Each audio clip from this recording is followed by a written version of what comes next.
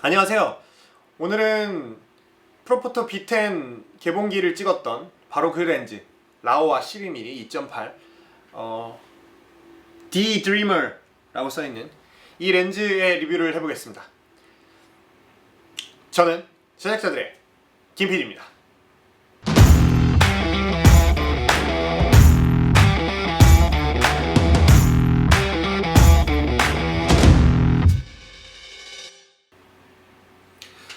네, 제가 이제 제주도에 일주일 전쯤에 다녀왔고요. 실제로 제가 제주도에 간 이유는 이 렌즈의 리뷰를 하기 위해서입니다. 그리고 제가 타임랩스 촬영을 할 일이 많기 때문에 이 렌즈로 타임랩스 촬영을 해서 타임랩스의 결과물이나 예를 들면 12mm라는 이제 초광각 렌즈이기 때문에 왜곡률이나 어떤 그런 부분들을 확인하기 위해서 다녀왔고요. 그다음에 다양한 타임랩스 촬영법들을 알려드리면서 같이 이 렌즈의 리뷰를 해드리도록 하겠습니다. 뭐 제가 항상 이제 기술적인 이야기는 가장 기본적으로 간단하게만 하고 가잖아요. 자, 이 렌즈는 최소 조리개 2.8 그리고 12mm의 화각을 가지고 있고요. 보시면 여기 엔트런스 퓨필이라고 써 있는 게 있고요. 그 다음에 여기 조리개 링이 있고요. 그 다음에 여기 그 심도 미리 보기 요 심도 뭐라고 하죠? 이 심도계가 있고요. 그 다음에 조리개 링까지 있습니다. 조리개 링이 또로록 이렇게 해서 2.8부터 22까지 조여지는 렌즈고요. 후드가 있는데 기본적으로 달려있는 후드예요. 요게 철제로 되어 있어서 완성도가 굉장히 높은 느낌입니다. 사실 근데 없어도 이 렌즈가 이렇게 볼록 튀어나와 있잖아요. 그래서 이걸 보호하기 위해서 이런 이제 구조물이 있어서 사실은 뭐 크게 뭐 그건 없는데 그래도 꼽아주면 조금 더 간지가 난다는 장점이 있습니다. 저는 이제 사진보다는 타임랩스 영상을 찍는데 이 렌즈를 많이 사용하기 때문에 A7S2에 물려서 사용을 하고 있고요. 타임랩스에 대한 어떤 기초적인 개괄적인 설명들과 함께 이 렌즈의 리뷰를 해보도록 하겠습니다.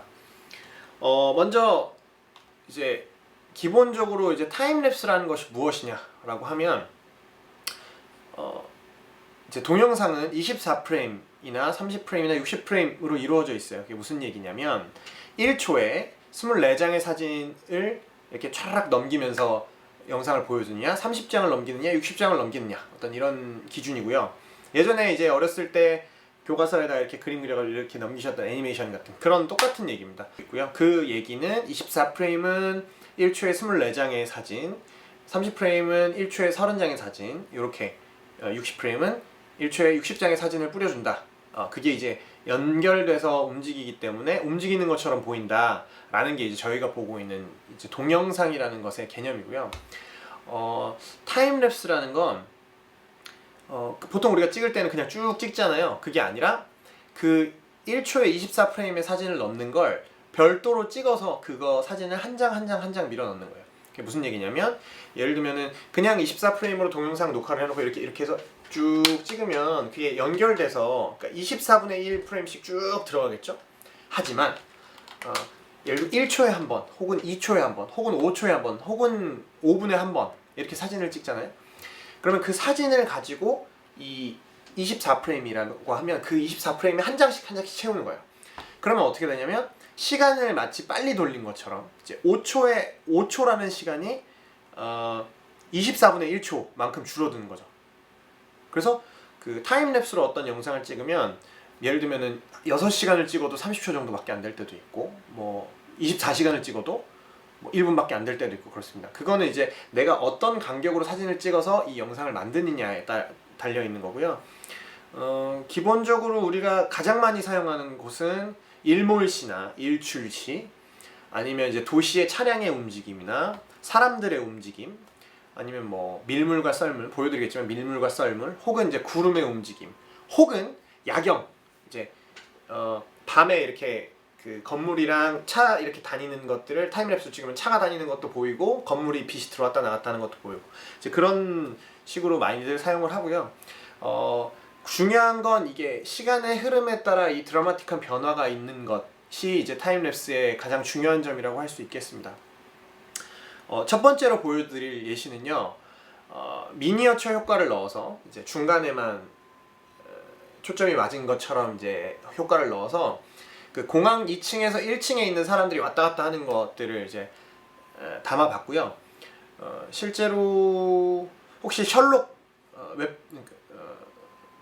미드, 그러니까 영드죠. 영드 셜록을 보신 분들이라면 아시겠지만 처음에 오픈할 때 이제 빅벤 탑 있고 이렇게 쫙 지나가고 하는 그런 것들을 미니어처 효과를 넣어서 만든 거거든요.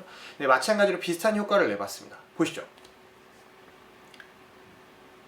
이제 보시면 사람들이 이제 왔다 갔다 하는 이제 그림들이 있고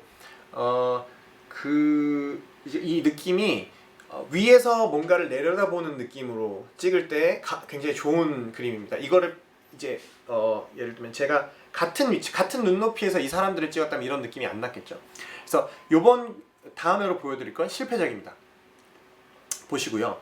여기 보시면 저는 이제 요 화면 앞으로 사람들이 줄을 설 거라고 생각하고 이걸 찍었는데 뒤로 서는 바람에 망해서 카메라를 살짝 돌리죠. 이제 요런 것들이 어떻게 보면 실패한 타임랩스인데 뭐냐면 사람들의 움직임이 많이 보여야 돼요. 시간의 흐름에 따른 사람들이 예를 들면 줄을 쫙 섰다 쫙 빠지는 이런 어떤 그림이 보여야 되는데 이건 대표적으로 실패한 타임랩스라고 할 수 있겠습니다.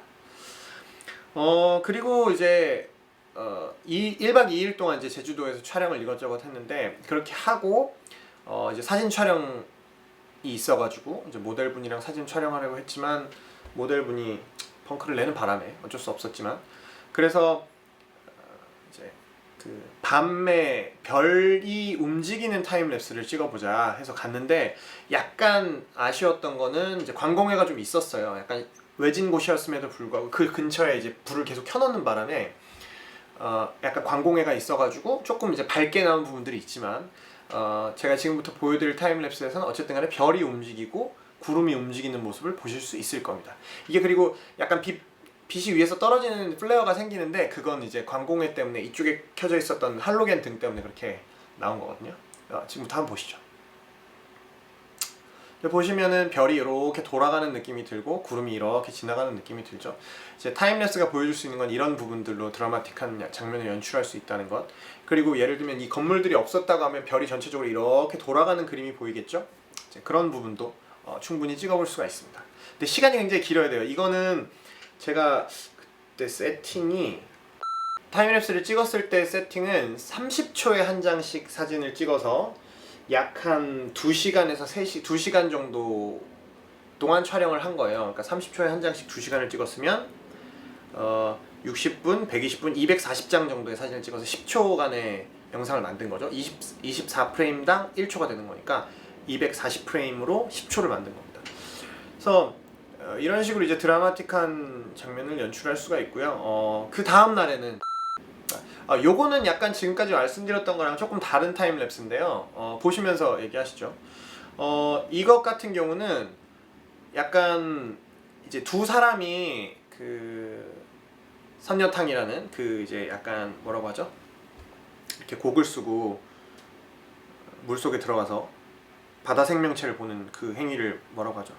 스노클링을 하면서 이 사람들이 왔다 갔다 하잖아요. 근데 이제 이런 영상을 찍을 때는 초가 굉장히 짧아야 돼요. 1초에 한 번 정도로 짧게 찍어서 이 사람이 이동하는 걸 보는 거잖아요. 이렇게 사람이 왔다 갔다 하는 걸 보는 거잖아요. 그러니까 많은 사람들이 왔다 갔다 하는 게 아니기 때문에 조금 더 짧은 텀으로 이제 타임랩스를 설정을 해야 되고요. 1초에 한 번 정도 찍어서 이건 한 20분 정도, 20분에서 30분 정도 찍어서 요렇게 이제 그 두 사람이 왔다 갔다 하면서 재밌게 스노클링을 하는 장면을 좀 담아봤습니다. 비가 막 와서 막 이거 어떻게 해야 되지 막 그리고 막 렌즈를 가리고 별짓을 다 하면서 찍었고요. 자, 그 다음으로는 이제 바닷가에 가서 구름과 바다의 움직임을 찍으려고 갔는데 이제 제주도 바닷가에 사람이 많지 않습니까?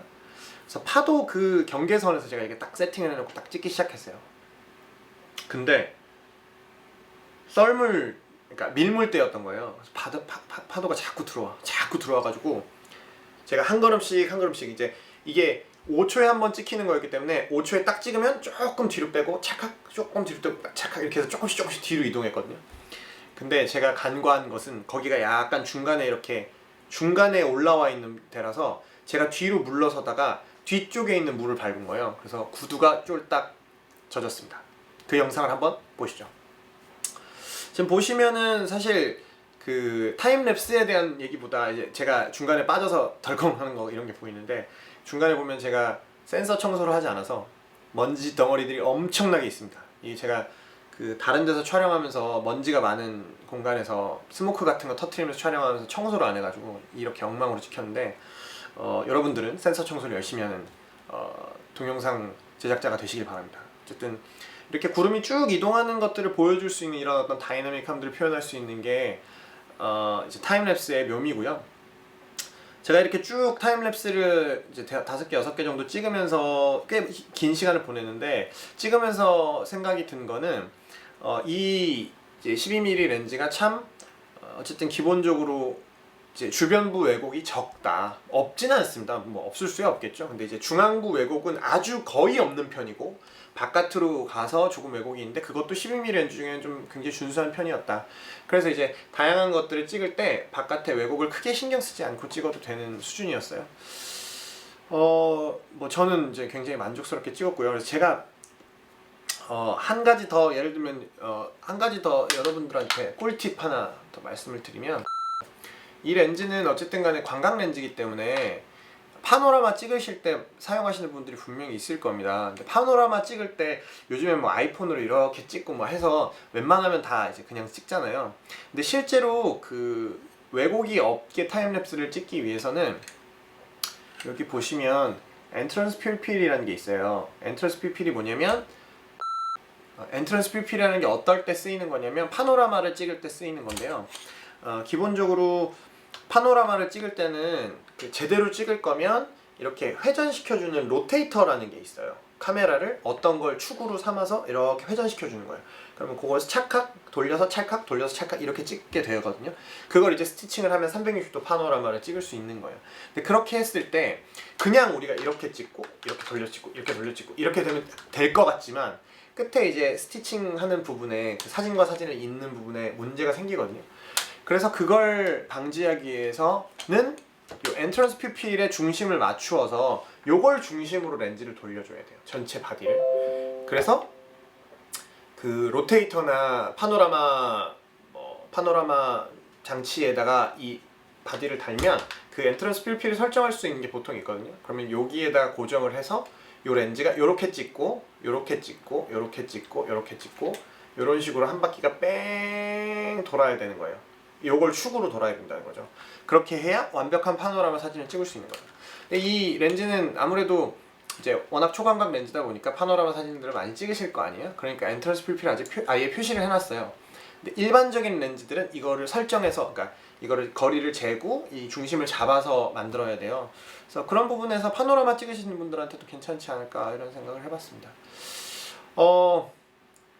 제가 아주 빠른 속도로, 저는 원래 말이 엄청 빠르거든요. 아주 빠른 속도로 이 라오와 12mm 렌즈와 타임랩스의 어떤 기본에 대해서 여러분들한테 설명을 해드렸는데요.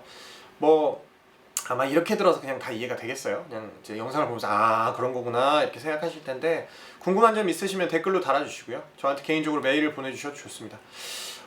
어쨌든 그 다음에 이게 조금이라도 이 영상이 도움이 되셨다면 구독 눌러주시고 댓글과 좋아요도 저에게 큰 힘이 됩니다. 그럼 다음 시간에는 뭘로 돌아갈까요? B10 사용기? 오늘 사실 사진 찍으면서 B10을 사용해봤는데 좋더라고요. 어쨌든 B10 사용기로 돌아오도록 하겠습니다. 자, 그럼 다음 이 시간까지 안녕.